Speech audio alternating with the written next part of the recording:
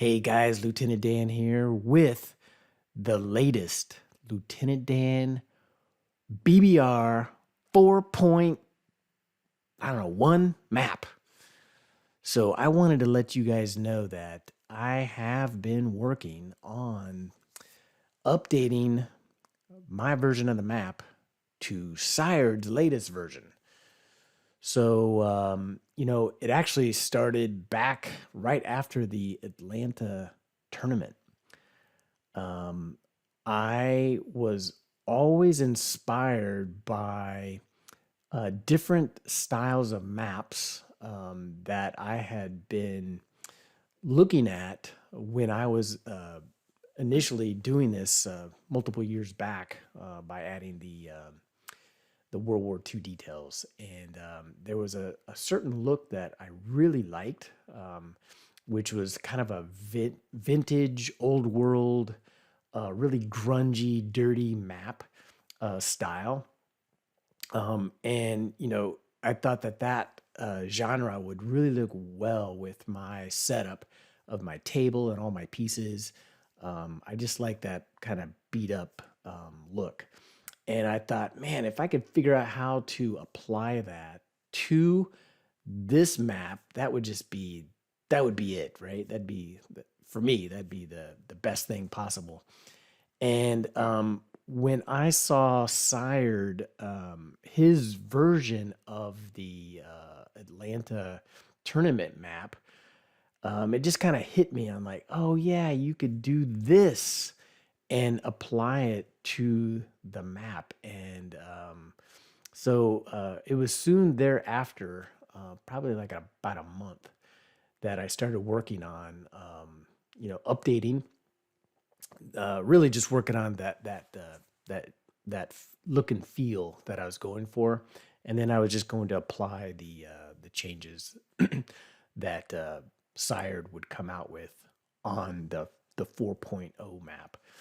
So anyway, so what you see here is the 4.1 map as Sired has come out with all of my World War II details and all the changes I've made up to this point. Now, what you don't see is the new look and feel that I've been talking about. So let me go ahead and turn that on for you. So let's come over here and turn on the old vintage layer. Wait patiently. Wait for it. Wait for it. And there you go. Definitely a different look and feel that I was going for, that I had had in my mind for many years. And this is what I was thinking of. So taking it just looked like the map is just really old, really aged. It might have been even, I don't know, on fire at one point with the burnt edges and the browning coming in and kind of messing up the overall look of the of the map over time. But anyway, here is I just really like how it toned down the brightness of the territories a bit. It also added the browning to the water, just to give it a slightly deeper look that I was going for. So let me just go ahead and I'll zoom in on I'll just start from the top left, and I'll go over as many changes I can think of. I mean, like I said, there were, a good 40 or so that what Sire did, right? And that I had to put in. And then on top of that, I added probably another good 15 or so. So looking at, let's say, this quadrant of the map, the big changes that I can call out are the roundels for Canada have changed. Now, Sired, he has changed all the Commonwealth roundels to be the Union Jack. And I went a different route. And the reason why he picked the Union Jack was, if you look at those countries, they had that Union Jack as part of the flag for each of those countries. But I personally, I didn't like the Union Jack. I kind of like the traditional, what was on the aircraft, the roundels, because that to me is the theme throughout the map. So I wanted to carry that on. And you'll ask, well, why did you take off the maple leaf? Well, the maple leaf didn't come out until after 1945 or 45 and on. And the Commonwealth for, let's say, Canada, Australia, New Zealand, they use this blue, white, and red roundel. So I went ahead and applied that to all those countries. Now, there is another one I'll get to a little bit later, which is South Africa, but that's a whole nother story. Anyway, so I've changed that.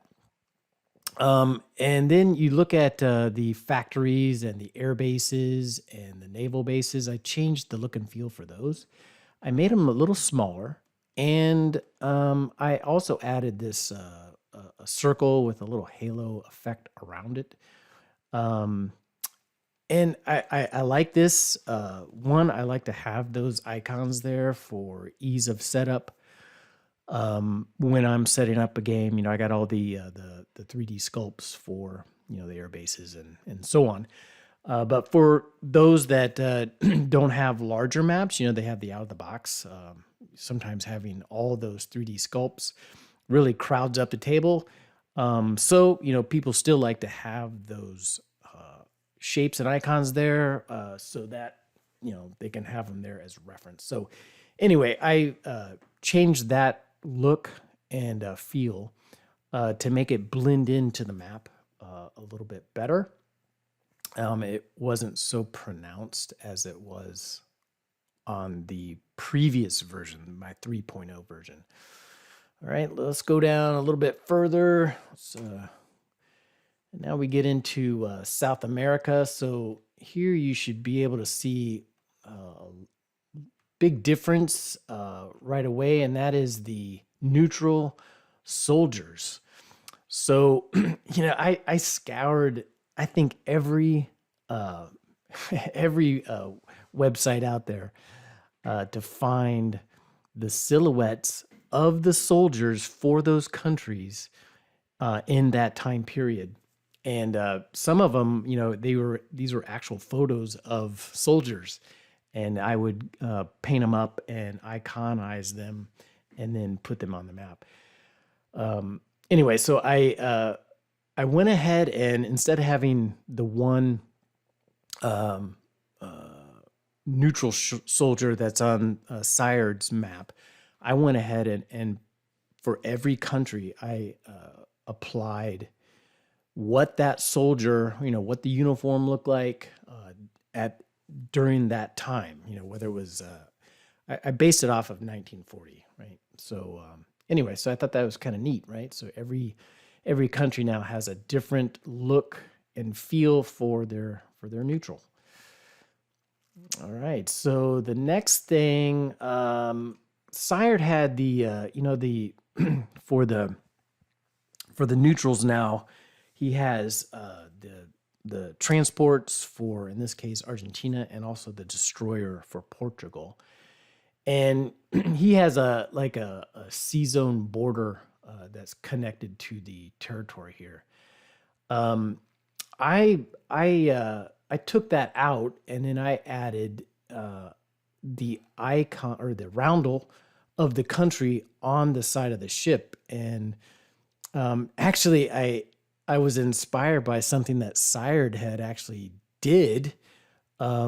He, as a giveaway, he gave some ships. I think Hambone won them during the Atlanta tournament, and he had German transports, and he had the German Iron Cross uh, water slide decal on them. You know, it was a black ship with the kind of the whitish, grayish decal on there, and I thought that really looked cool. So that kind of inspired me, and I thought, well, why don't I just put that on the roundel on the side of the ship? So I did that. So anyway, and then you can see here in the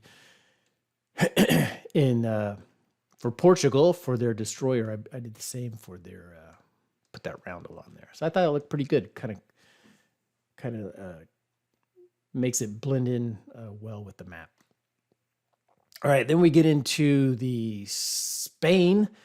So wow, I think that looks pretty cool. I really I'm looking forward to playing the 4 version of the map or the game, and him adding this in the gameplay, I thought was a really good add. And so obviously I wanted to incorporate that country and the Spanish Civil War information onto my map. So I have to give a big shout out to my friend Matthias, who already applied that information to he has a map with Moose Cow, who also has rules and so on. It's like a pregame for the BBR, the Spanish Civil War rules, which I'm looking forward to kind of diving into a little bit more once I start playing BBR4. But nonetheless, Matthias had taken my theme of how I call out the battles and the massacres and all these things. He already applied it to his map, and he was very kind in giving me basically a screenshot, and then I could just apply those battles to my version of the map. So it saved me a lot of time of having to go back and research all this information. So, it probably saved me a good month. So I really appreciate that. But I did, get all the Spanish battles that happened, as well as some of the ships that were sunk from both sides. So you have the Republicans versus the Nationals, I think it is. Anyway, but I have their icons in here for the ships that were sunk, with a couple of naval battles that happened. That's kind of neat. All right, let me scroll up. Let me just do a quick scroll up to the top here. I don't really think much change other than obviously naval bases, air bases, things like that. I did extend the flight path of Rudolf Hess, of where he actually started. It's an interesting story. For again, for those who may be new to to this map, you can pretty much just go up on Wikipedia and type in something, whether it's a battle or Rudolf Hess or whatever, and that's where I got all the information that you see here. Anyway, so this is where he took off.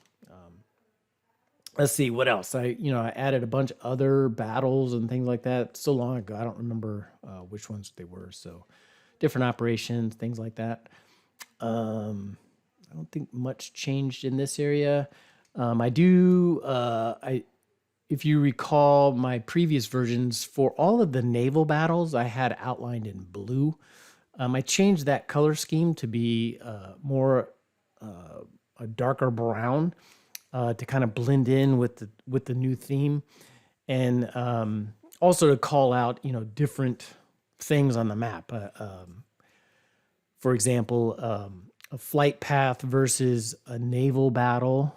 Versus the path that ships sailed to a certain area, which I'll call that out, I guess, a little bit later. Okay, got my scrolling around is whacked out here. I got my fingers on the wrong buttons. All right, so let me scroll down a little bit more. Another big change here was going back to the roundels for the Commonwealth. So for Canada, Australia, New Zealand, the roundels are the blue, white, red, but part of the Commonwealth is South Africa. And they also had that same theme of blue, white, but their center dot was kind of an orangey yellow. So I applied those. Now, I thought that was, it just kind of made it more authentic to the time. And it also played well with those who have the blue-white roundels already. You know, you could still use those, right? If let's say the Commonwealth in South Africa took over, Angola or some other territory like Italy or something like that. So you could use those blue-white roundels there. Also, HBG has these, so that's kind of neat. I did purchase those. Unfortunately, they don't have the blue, white, red. So I was thinking that I would just make my own. But anyway, I still think that shouldn't cause too much heartburn. In that, you could still use the blue and white. All right, so let me scroll up here. You can see different Middle East. You got all the different neutral soldiers to include the ones in Turkey. So really like the new look and the feel of the turkey, and especially love the turkey font and Spain font that Sired used. I think it really looks cool. And I did extend the mountainous texture that I had applied in my 3.0 map version. So I really liked how that looked with the new vintage, we'll just call it the vintage layer that I applied to the map. It really brings out different shades and textures. So I expanded the mountainous areas everywhere, as opposed to just in certain areas. So it's pretty much looks realistic per what was shown to me in Google Maps. All right, scroll up in Russia. One thing that's going to pop out, I did add some gulags. So here's one gulag, and there's another gulag on the further east. I think it was in the Far East.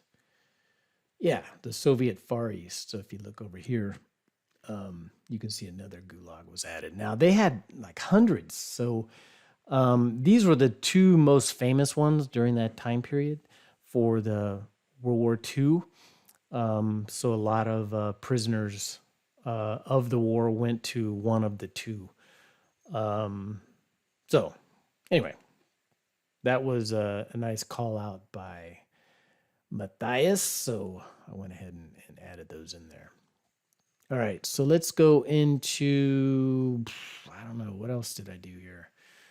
Things that are called out. Okay, well, we got the, here's an example of, before I call it the Thailand thing. So here's like an example of that brown. So the brown outlines are sea battles.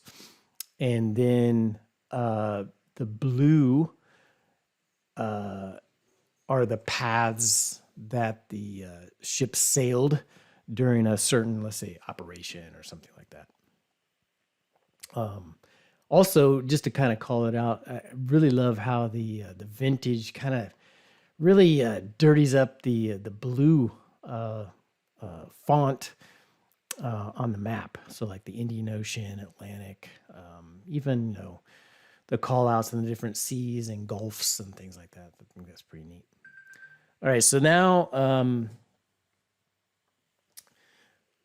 here's I added the roundel for Thailand. So it looks kind of neat. That's probably the only thing that's not correct. Actually, they had a square roundel like Turkey, but it just didn't fit very well. So I took it upon myself to go ahead and just use, I think this was the 1950 or I don't know, 45 plus roundel. It just looks better. If I were to do the square one, I was just going to have to make too many edits. I was going to have to pull all this text and move it up, move that guy up. I just didn't feel like it. So anyway, I think that looks really nice. Also here you can look at slight difference of approach or look of the meatballs that Sired added. I found a different meatball. It's a little more, I guess, I don't want to say authentic, but I think this is the exact, well, it is actually, it's the one that I pulled off of Wikipedia.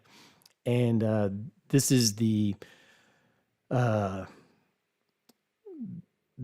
shape, the coloring and things like that are on the water slides and things like that. But you'll notice that this roundel it's a deeper red, and it really plays well with the vintage look of the map.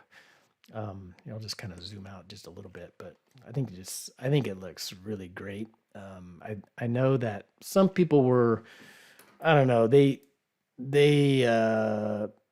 might not necessarily liked that change of the meatball, but I love it.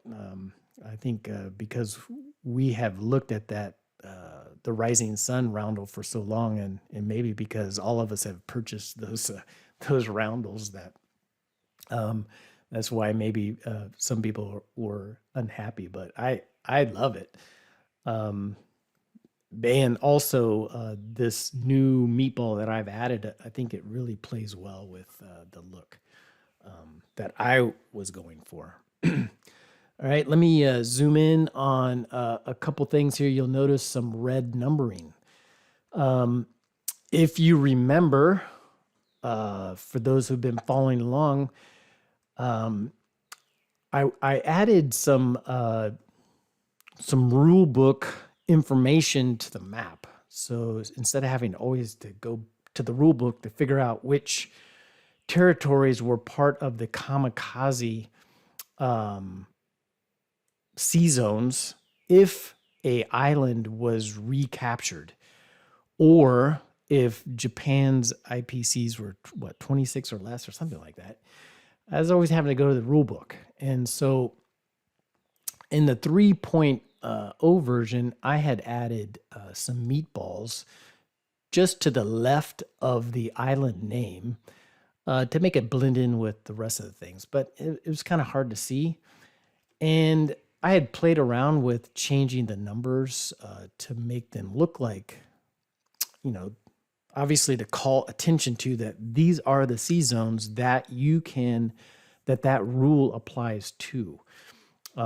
And so I just took the same coloring with the white outline and the deep red for the number coloring, and I just applied it. And I don't know, I think I like it. I don't know. What do you guys think about that? It's not too much. It does call attention to those areas, but it doesn't take away. I don't know. I'd like to hear your thoughts on that. All right. So what else? So now, here's the roundels for the Commonwealth. So you can see Australia, New Zealand, and again, I didn't go the Union Jack route. I just went for the traditional, here is the roundels that were applied to the aircraft, which is, in my opinion, is all the roundels on the map to this point. I think I'm 100% correct on that. That's the roundel that is on the aircrafts for the given countries. So anyway, so you can see that the blue, white, and red applied there. All right, I'm going to scan my notes, see if I have anything else here. I did take off the national objective icons that I had applied in the 3.0 version. I think it's just going to be that was going to be something that would be changing too much, and I didn't want to have to, deal with that over and over. So I went ahead and took those off. Although I liked them, but anyway, I just didn't want to have to worry about that. All right, so I think that's it. Let me know, guys. Let me know what you think about the overall look and feel. All the differences that I have added from what Sire did. I really like to hear all your feedback on that. And, this map isn't out yet, or shall I say my version is not out yet. I am still working on one more sea battle in the bottom left quadrant for the Admiral Grafspee ship. There was a battle down here that I wanted to capture. If you notice, I have the what was it? The Bismarck in the top left here. This battle, I got the Pearl Harbor battle here, and then the Indian Ocean one here. So to really round out the map, it'd be nice to have something here, which I'm now working on. So anyway, give me about a month to get all this in, and then I will release my version. Sire stated that the rules for 4.0 or 4.1 are still being played out. And, he does have he reserves the right to make any changes to the map. So I'm just going to kind of, obviously, if he makes any changes, I'll be able to quickly put them in. But I'm not going to release mine quite yet. It'll probably be about another month. And then I will release my 4.1. And then if he comes out with anything additional, then obviously I would follow along with that. All right, guys. Sorry for this. What I thought was going to be kind of a short video. I think it might have turned out to be pretty long, but I guess that's what you get when there's so much information to show. All right, everybody, take care. We'll talk to you next time.